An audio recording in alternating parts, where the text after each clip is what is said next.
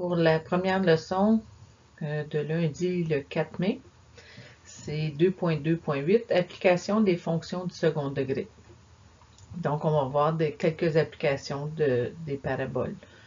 Avant, on va revoir comment tracer une parabole si on a son équation et son sommet. Donc, ici, ça nous dit tracer la parabole définie y égale à x carré plus 6x plus 5, sachant qu'elle a pour sommet moins 3 moins 4. Indiquer sur le graphique le sommet et l'axe de symétrie. Je commence par mon sommet, moins 3 moins 4, je vais le tracer. Après, puisque le a devant le x carré est 1, ça veut dire que les premières différences vont être normales. Donc, moins 5, moins 3, moins 1, 1, 3, 5. La parabole doit être ouverte vers le haut. Le A est positif. Mes bonds vont être de 1, 3, 5 quand je vais vers la droite. Que je vais à droite de 1, je monte de 1, je fais le point, il va apparaître sur le prochain coup. Puis j'ai fait l'autre qui est symétrique de l'autre côté, à la même hauteur. Après ça, je vais à droite de 1, je monte de 3, je fais mon point, je fais l'autre qui est de l'autre côté. Prochain, je monte de 1, je monte de 5. Puis je fais mon point. La même chose pour l'autre. Okay? Mon prochain serait de 7, mais il n'y a pas assez de place qu'on ne le fera pas. Puis après ça, je peux tracer ma courbe. J'ai besoin de placer l'axe de symétrie. L'axe de symétrie, elle passe au milieu, où ce que c'est pareil de chaque côté. C'est x est égal à moins 3. J'aurais pu dire l'équation avant de faire le dessin parce que c'est toujours la valeur de x dans mon sommet. Puis mon sommet est là. Deuxième, tracer la parabole définie par moins 2x carré plus 8. Moi, aussitôt que je lis l'équation, je me dis, ah, ouverte vers le bas.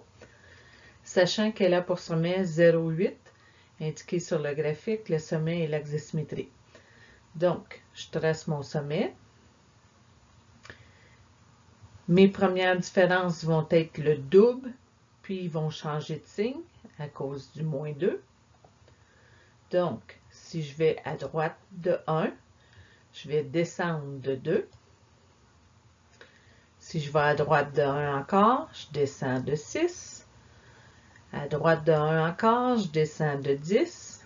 Je peux tracer ma courbe.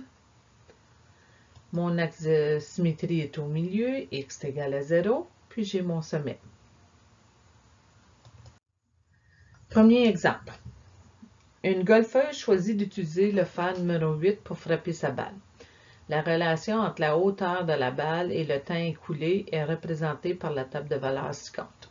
Donc, on a la table de valeurs. Quelle était la hauteur de la balle au départ? Donc, je vais regarder, puisque c'est au départ, c'est à temps 0, je vais regarder le h est 0. Donc, ça revient comme elle leur donne à l'origine. Donc, la hauteur est 0 mètres. Quelle est la hauteur de la balle après 4 secondes? Je regarde dans mon tableau. 4 est le prochain. Que pour trouver la valeur qui va là, je vais commencer par faire les premières différences et deuxièmes différences. Donc, je vois que les deuxièmes sont constantes.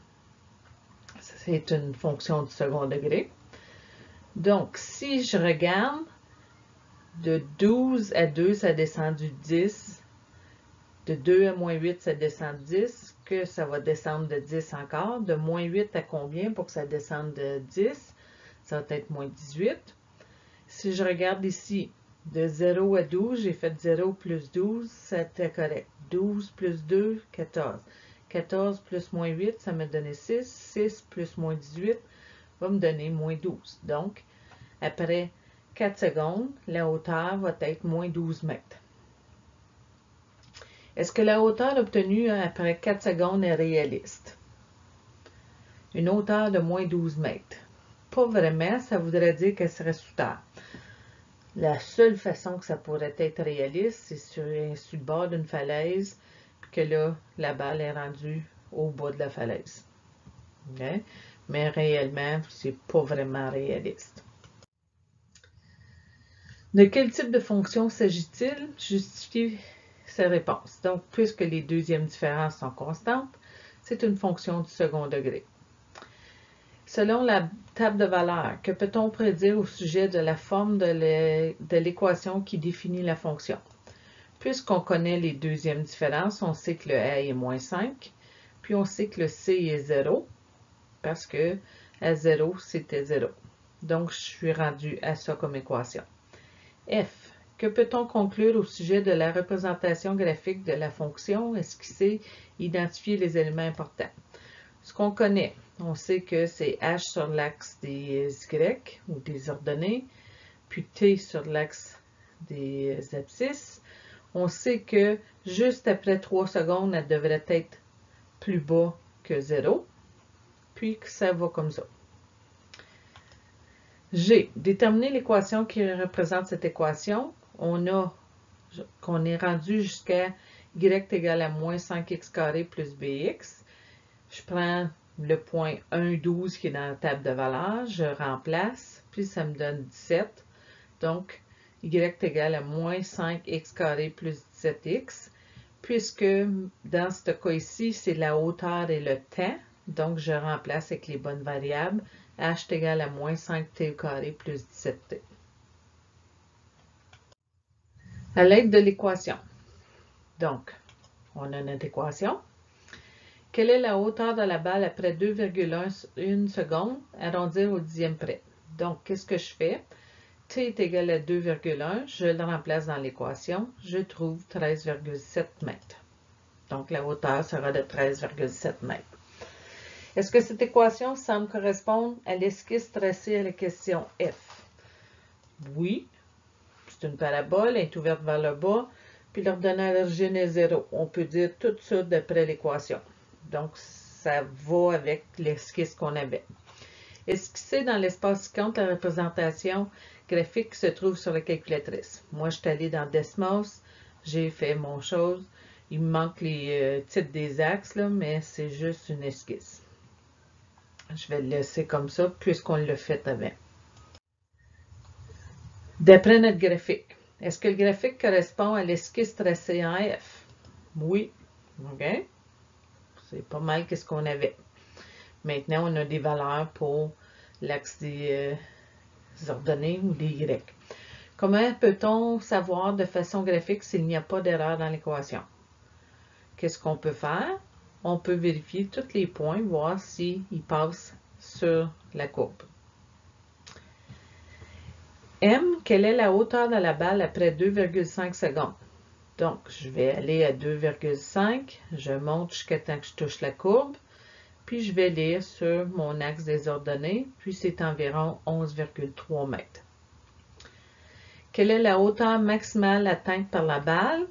Donc, je m'en vais au sommet, la valeur la plus haute, puis je vais lire sur mon axe des ordonnées, c'est 14,5 mètres. À quel moment la balle atteint-elle sa hauteur maximale? Donc, je vais aller lire sur l'axe des abscisses, puis c'était 1,7 secondes. À quel moment la balle retombe-t-elle au sol? Donc, elle part du sol, elle monte, elle redescend, elle va toucher le sol juste avant 3,5. D'après mon graphique, c'est à peu près 3,4 secondes. Ton devoir, c'est la pratique autonome, le numéro 1 à 7. Puis, juste là, je ne sais pas, mais si jamais il y a des numéros dans le livre, dans ces numéros-là, je vais vous placer les copies pour ceux qui n'ont pas leur manuel. Bonne fin de journée!